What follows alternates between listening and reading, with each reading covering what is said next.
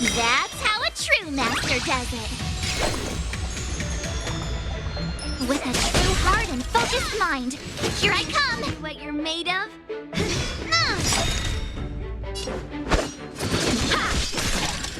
I could take 10 of you!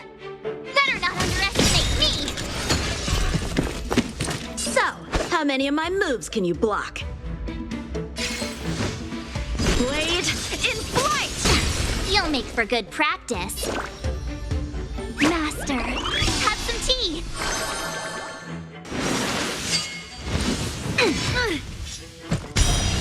Yes, you!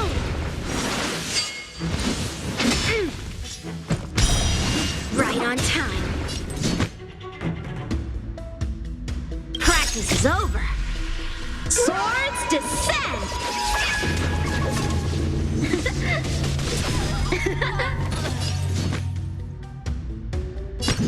Pulverizing sword strike! Time for some sword play.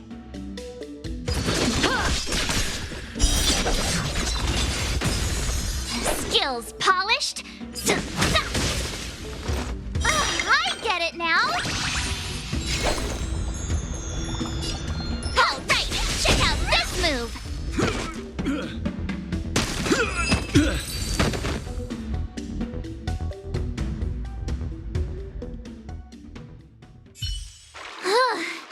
I didn't expect the first lesson to be so intense. Miss March has quick hands and a flexible body. She's a perfect fit for practicing Lawfu swordplay. However, she lacks strength, and her strikes were a bit unfocused. But don't worry, that's totally normal for beginners. Once she starts practicing Juming swordplay, she'll make heaps of progress. Given the situation, I believe Miss March should start by working on her strength. Seriously, do you actually know anything about swordplay, or what? I could ask you the same thing. Dual swords require agility. So what's more important than footwork? Instead of focusing on her strengths, we should address her weaknesses.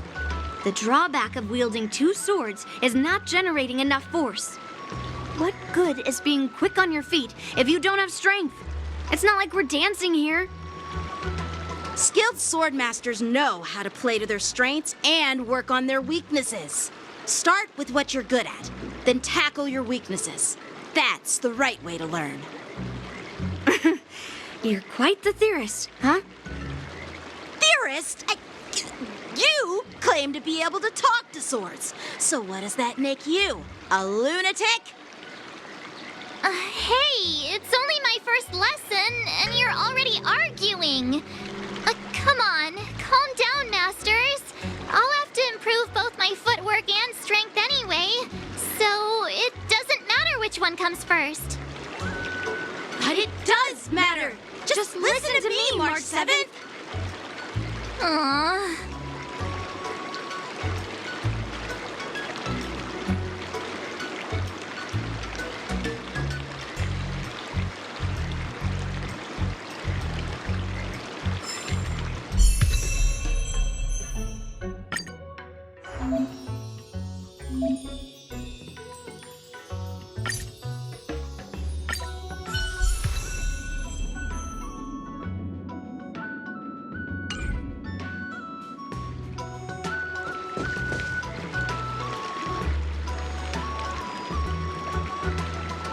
Dear Himeko, Mr. Yang, and Pom Pom, we're all good here on the Xianzhou Lafu, so no need to worry. By the way, how's your trip going? As for me, I've somehow become the apprentice to 2 Cloud Knight sword masters, and I've been honing my sword skills with their guidance. One of them is Yanqing, the boy we've all met before. The other is Yun Li, the granddaughter of General Hua Yan from the Xianzhou Juming. Both masters are super strict, giving me a real taste of how hard sword training can be. I tried to drag him into this, but he refused. Then I tried to rope Dan Heng in, but Master Yanqing wouldn't have it. Still, I didn't let the difficulty get to me. In just a few weeks, my sword skills have improved a lot. Both my masters think I have unique talents in swordplay and are literally fighting each other to teach me their skills. Thanks to their guidance, I've actually made some progress. When I get back to the Express, I'll definitely show off my skills and impress you all. Looking forward to your reply. Yours, March 7th.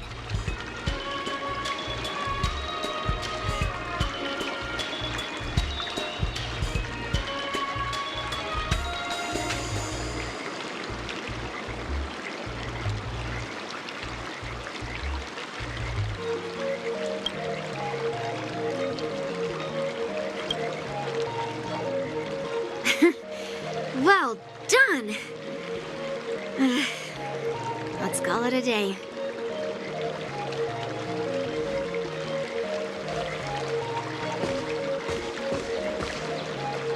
Miss March's sword skills are really coming along. She'll hold her own just fine in the war dance. Perhaps I might have a shot at beating both masters in the ring?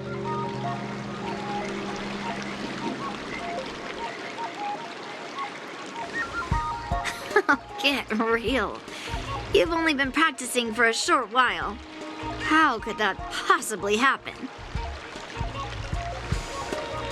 With your talent, Miss March, if you dedicate a few more decades to training, you might eventually be able to defeat Yun Li. Decades? But I'll be an old lady by then. No, no. Can you believe it? March 7th has actually become a pretty decent swordmaster in such a short time. Now I understand why Grandpa always had a grin on his face while training me. Are you sure he wasn't laughing at you? Oh, shut up. It's all thanks to your amazing guidance, Masters. Miss March, you're really getting the hang of wielding dual swords. If you're keen on advancing, trying out different Xianzhou blades can improve your touch.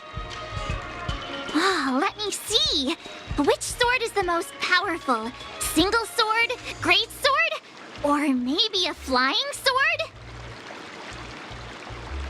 There's no such thing as the most powerful sword. It's all about the skill of the swordmaster. Yanqing wields several flying swords, while I only wield one. But remember how I kicked his butt at the Alchemy Commission?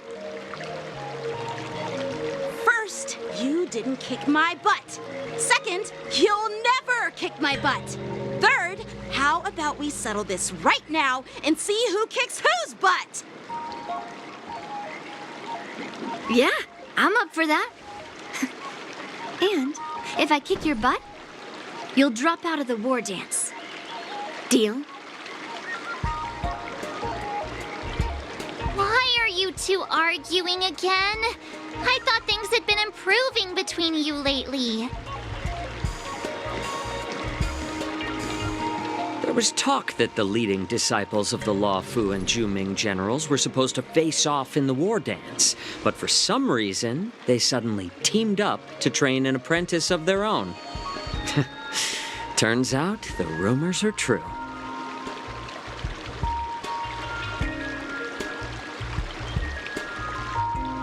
Tomorrow is the big day of the war dance. Shouldn't you two be focusing on honing your skills instead of teaching swordplay here? You're... Oh, that's right. You're the pink-haired fox from the Yaoqing. This is Mr. Jiaoqiu, the healer working for the general of the Xianzhou Yaoqing. Ah, got it. So, you're the participant attending the war dance on behalf of the Yaoqing. And you were trying to sneak a peek at our training? Sorry for the misunderstanding. I don't know anything about martial arts. I'm just here on the general's orders to take care of some official business. I didn't mean to interrupt your training. I'll be on my way. If you know nothing about martial arts, why were you smirking earlier? Well, my curiosity got the better of me, I suppose. When I heard Miss March's pondering about what to learn, I couldn't help but wander over.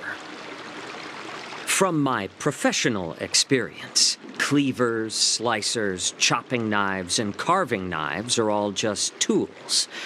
Kind of like frying, sautéing, boiling, and deep frying in cooking. They're just ways for people to show off their skills. How you use them really depends on the ingredients you're working with. It's like your sword teaching methods. If you align your ingredient, in other words, your apprentice's natural tendencies, with the right cooking method, by which I mean the teaching method that best suits her, she'll make double the progress in half the time. For example, golden eggplant tastes best when fried, cloud peppers when stir-fried, and yellow boulder beef when simmered. It's all about discovering the nature of the ingredients. Apprentice.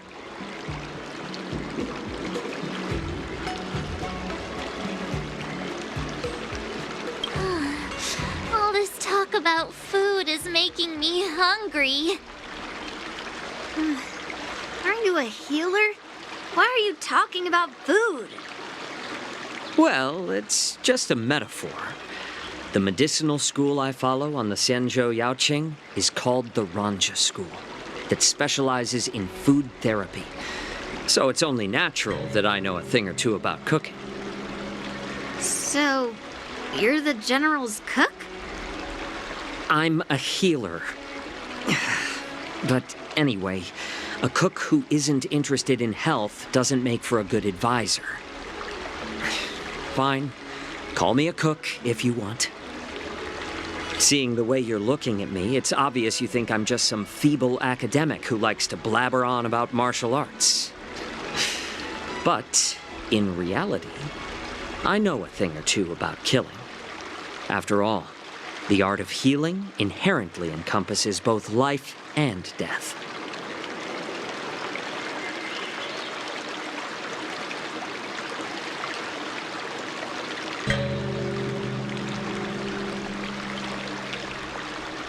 Why is this guy suddenly getting all serious with kids? Do you recognize this bottle of medicine in my hand? No. This is called tumble dust, an extract from an exotic flower named yabra. Is it poison? Well, it depends on how it's used. With just one drop, it's able to numb a patient's body during surgery, making them painless throughout the entire process. However, increase the dose or the potency, and it'll slow the metabolism, making the blood thin and resulting in the loss of all senses. Even long-life species cannot escape its effects. This thing can save lives or take them. It's more powerful than the swords in your hands. That may be so, but still, I prefer settling things with a sword than, you know. Looks like I did get you all wrong. You're not a feeble scholar, but a sinister and despicable one. Hey, why the insults all of a sudden? I'm just sharing some medical knowledge here, not persuading you to poison anyone. Seems like you get real excited when talking about poison. I can't tell if that's an honorable thing or sinister. Picture this. 2 individuals. The one standing is full of malice. The other lying down is honorable and righteous. How can the one who's lying down label the one standing as sinister? In the throes of combat, where life and death hinge on a singular moment, every idea fades into nothingness. The only thing that matters is staying alive. Surviving the battlefield reshapes all notions of worth. be it integrity or treachery. In my eyes, their significance is negligible. Perhaps you've underestimated Yunli and me, Mr. Jiaoqiu. We may be young, but we've seen our fair share of war. Well, well. Then you should know that the war dance is nothing more than a contest. So why are you so focused on it? When I was appointed as the ringmaster for the war dance, I asked the general, we Cloud Knights are supposed to charge into the fray and slay enemies. Why do we have to swing swords in a ring just to please an audience? And this is how the general replied. To unsheath your sword in a ring is no different than on the battlefield, as your sword reveals the might of all Cloud Knights. The war dance is the perfect chance to showcase martial virtue and forge alliances from all over the cosmos. When we unsheath the sword without drawing blood, we not only display our might, but also the martial virtue of the Cloud Knights. That's quite an insightful statement, Yanqing. Well, my apologies for being so short-sighted. I've been on the Luofu for quite some time, but I haven't had the chance to see the ceremony venue for myself yet. Hearing you speak so highly of it has piqued my curiosity. Would you mind showing me around? You want to see the Sky Splitter ship where the war dance will be held? Let's go! I bet Yunli and Miss March haven't seen it either, right? Well then, I'll give you all a tour.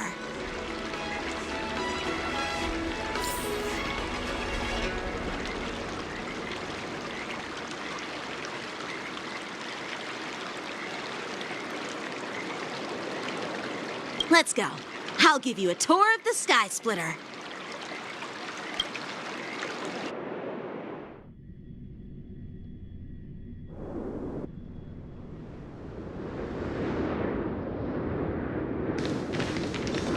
Looks like a lot of other visitors have also come to catch a glimpse of the Sky Splitter.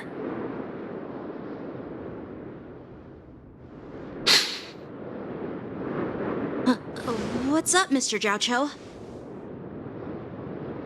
No, it's nothing.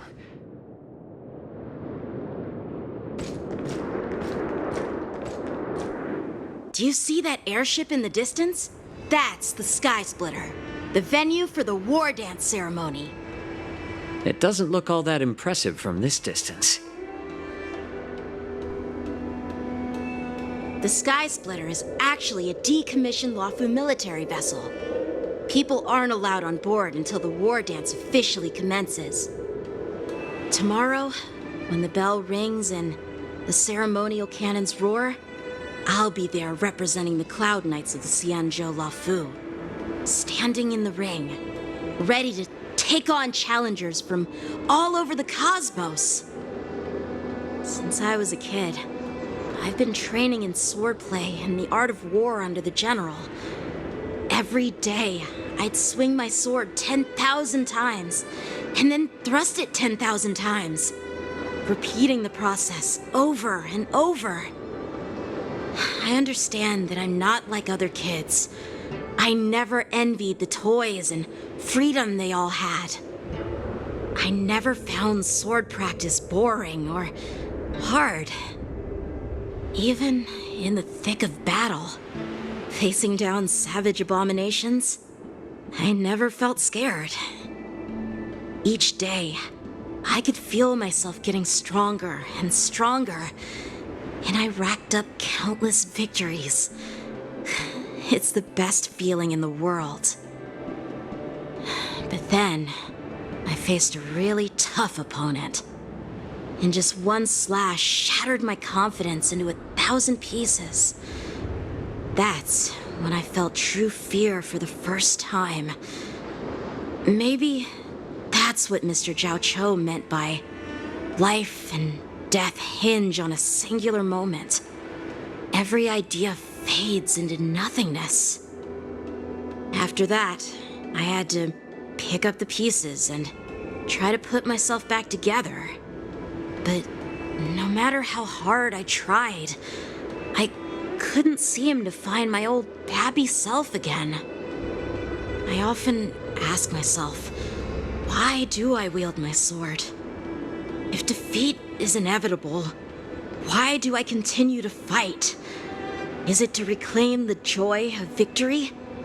To meet the general's expectations? Or to secure my honor among the Cloud Knights? While the general could teach me the art of swordplay, he couldn't teach me why I should keep on going. He said the reason must come from within myself. I've been struggling to find that reason. But after talking with you, Mr. Zhao Cho, I think I already have that reason in mind. As a member of the Cloud Knights and the General's apprentice, I've had a weight on my shoulders. And I know there's still more to shoulder. But when I wield my sword, it feels like I'm letting go of everything. I love the feeling of giving it my all, facing any obstacle in front of me, pressing forward. That's why I wield my sword. Oh, Yanqing. So young, yet so grown up. By the way, how old are you exactly? Age doesn't really matter. All sword masters will understand how I feel. I get it. Looks like all the kids on the Luofu live tough lives. So, how about you, Miss Yunli? It's not polite to ask a girl her age, no matter which Xianzhou ship you're on. I'm not asking your age. I'm asking if you have a dream like Yanqing has. You don't talk like a cook. You sound more like a TV host or something. Need I repeat myself again? I'm a healer. Well, I don't have a dream like Yanqing does. The only reason I'm participating in the Ringmaster's Challenge is because I made a promise to my grandfather that I'd win the precious sword he's contributed to the war dance. Sounds like that mind of yours is just filled with swords. I bet you've got nothing better on your mind. My father was a craftsman on the Xianzhou Juming. Because of his foolishness, many innocent people fell victim to the cursed swords he forged. Since I was a kid, it's been clear to me that not everyone deserves to have a weapon in their hands. Giving them a sword is no different than being cruel to the innocent. So, whenever I come across someone unworthy of a sword, I can't help but want to take it away from them. Given that Yanqing is the war dance ringmaster, I'm stepping up to challenge him. To ensure the precious sword doesn't fall into the hands of an unworthy master. Hey, what do you mean by an unworthy master? I see. It's not easy for kids on the Juming either. Well, it's better to have a reason for wielding a sword than to be lost and confused. I've saved countless Cloud Knights in my life, and there are plenty of exceptional warriors, just like the two of you. What happened, Mr. Zhao Cho? Oh, nothing. I was just reminded of some old friends and old tales. Judging from my professional perspective as a healer, both of you possess remarkable vitality. Your energies flow like raging fires and mighty gales. The upcoming fight will definitely be impressive. Well, we've seen the Sky Splitter and toured the Stargazer Navalia. I guess it's time to say goodbye for now. What? You're leaving already? But you haven't asked me about my dreams. I've been working hard too, you know. It's getting late, Miss March. Unlike you lot, I'm a grown-up bound by responsibilities and duties. The tasks entrusted to me by the General won't complete themselves. By the way, Yanqing, is it normal to have so many people wandering around in an automated area like the Stargazer Navalia? Actually, this is a restricted area. But since you're all guests, I made an exception, so you could take a look around. I understand. Well, I'll take my leave. I wish you both the best of luck in the ring tomorrow.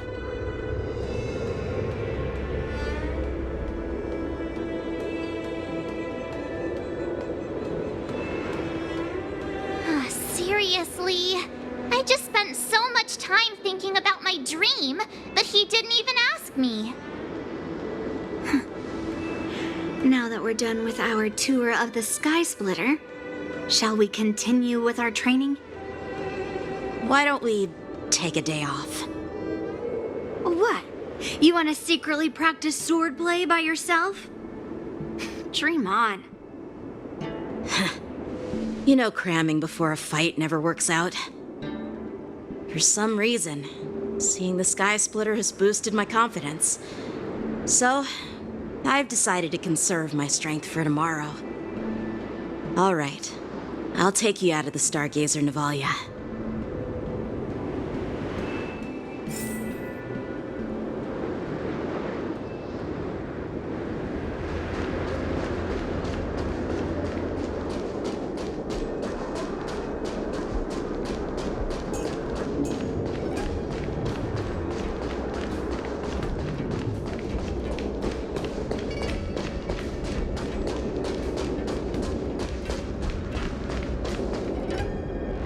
Just shut up, Red Fang. This is not a beast ship.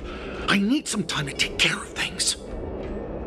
You willingly donned the skin of a lowly beast to join this mission, dedicating yourself to our glorious cause. And now you're telling me you can't handle it? Do you realize how many ships we need? I'm doing my best, all right? It takes time to figure all this out. When the guns go off tomorrow, all eyes will be on it. That'll be our only chance. How's that? Who's there?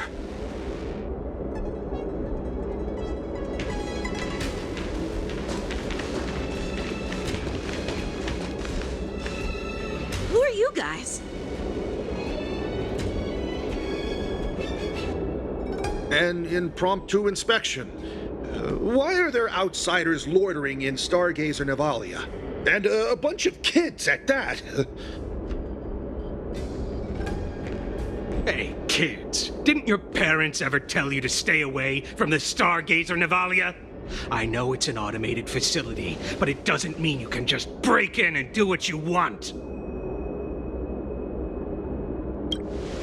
First of all, I'm an adult. Second, I didn't just break in. Yeah, we flew here on a star skiff.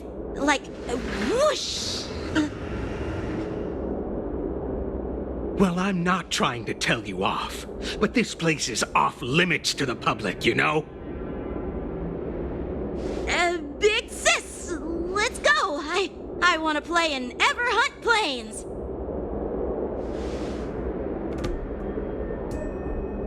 Huh? Ever hunt planes? Yeah, sure. Big Sis will take you there.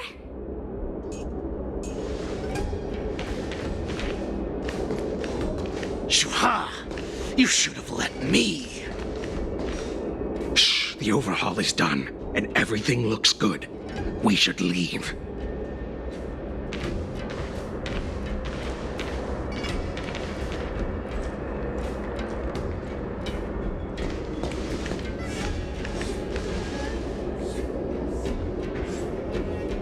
Could you repeat what you just said, Yanqing? What did I say? Big sis, let's go. I want to play in Ever Hunt Planes. Come on. Can't you read the room? Something is definitely off about the three people we just met. Yeah, any anyone could see that. I just wanted to hear you say it again. That pink-haired fox tried to say something. I'm pretty sure he sensed something fishy. Since he's not familiar with this place, he just dropped us a hint. But you didn't seem to be paying attention at all. I knew that from the beginning. That Cloud Knight didn't recognize Master Yen Qing at all. That's really weird. What? Is he famous on the Luofu or something? Not even the Cloud Knights on the Juming, who all know my glorious name, might recognize my face. You have a point. A Cloud Knight, a member from the Skyfaring Commission, and a craftsman. They're from various departments, and the reason for the overhaul seems legit. But one of them blurted out some weird language just now. Did you hear that? I have a feeling that if we secretly tail them, we'll definitely catch these guys in the act. Follow my lead, and be careful not to blow our cover.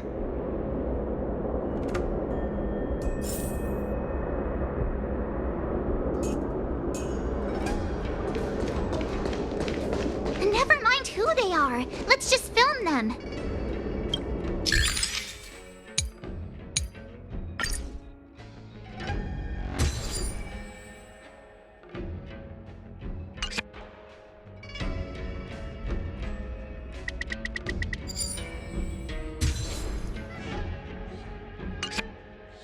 We should have just killed those lowly beasts. Those little brats won't take up much space. There are boxes all over this place. Just dump them into one and no one will notice. Cut the theatrics, Brulok. Even the slightest slip-up could interfere with Lord Moktok's plans. So where are we heading next? To check the freight skiffs. We've got a lot of preparations to do. Also, don't forget to take those crates with you. Weapons, supplies. We've got to be well prepared. Otherwise, we're screwed. So, are they smugglers? What exactly are they up to? I have no clue, but they seem to be moving those crates. I've got an idea. We can hide inside the crates and follow them.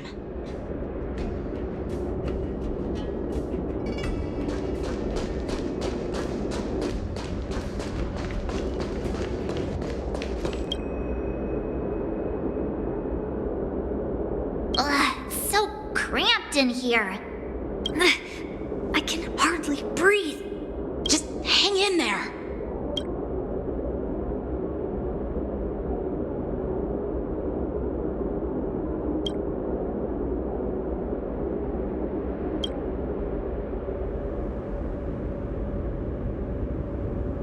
Let's just put the cargo here for now, all right?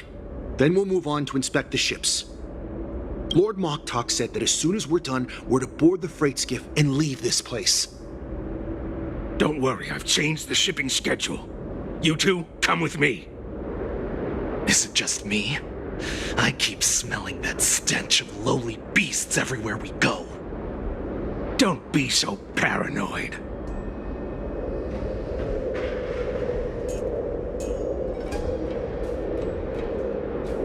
Looks like they're planning to escape on the skiffs in Stargazer Navalia. They keep talking about their plans, but where do they come from? And what do they want to do on the Xianzhou? They're definitely up to something bad. Wait, they disappeared. Let's catch up to them.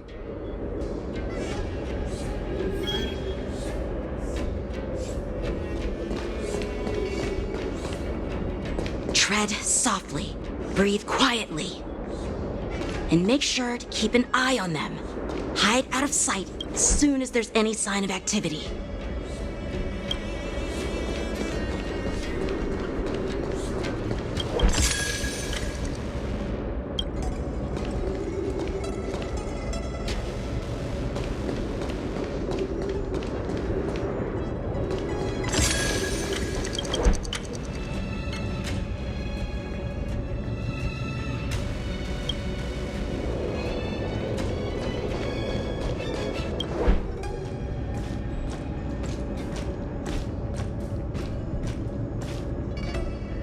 Don't be so paranoid.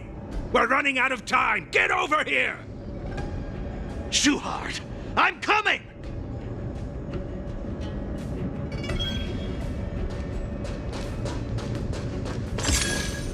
They're leaving.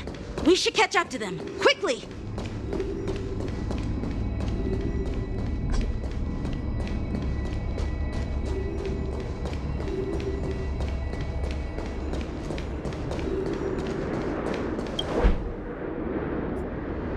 What are they up to?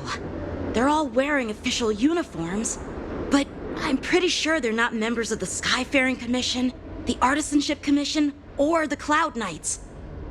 This is way too suspicious. Never mind who they are. Let's just film them. That way, if they do anything bad, we'll have solid evidence against them.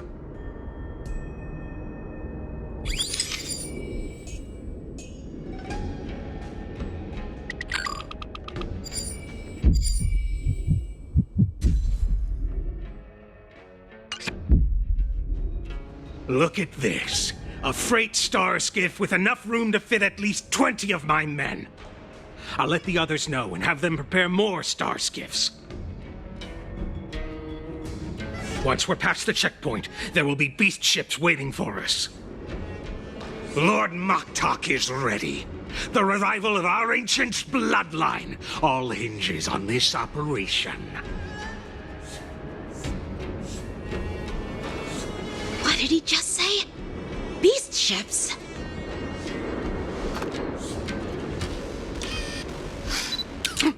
Who's there? It's those brats! I told you to get rid of them, but you didn't listen, you idiot! Wipe them all out!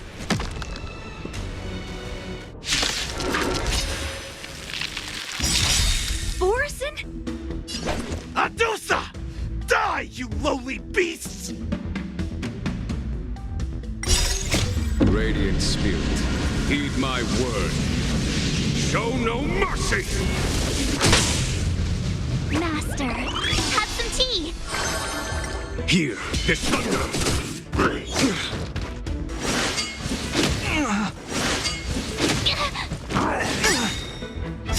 Word cleansing dragon.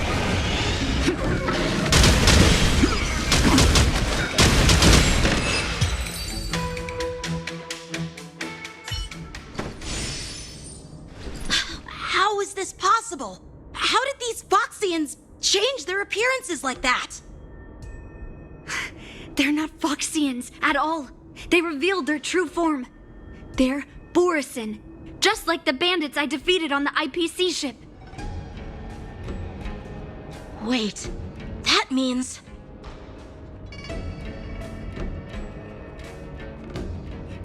Well, how did the Borison manage to infiltrate the Cienjo? It's not just a simple disguise of wearing our clothing and shaving their whiskers. They're somehow able to alter their appearance to be indistinguishable from Foxians.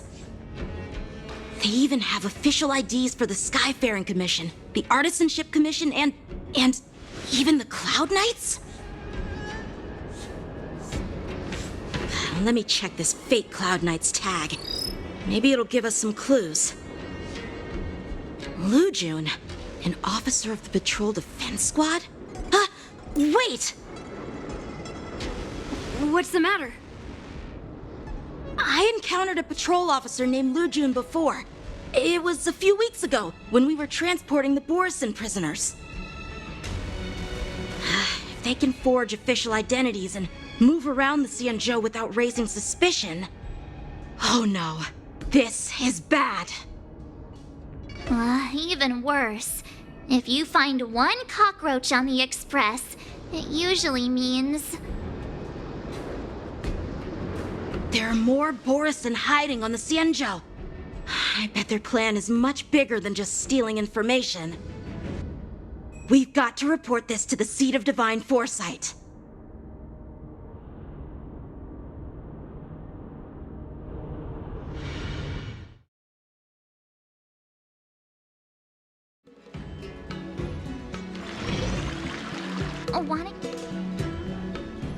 maybe we can go drink some Immortal's Delight.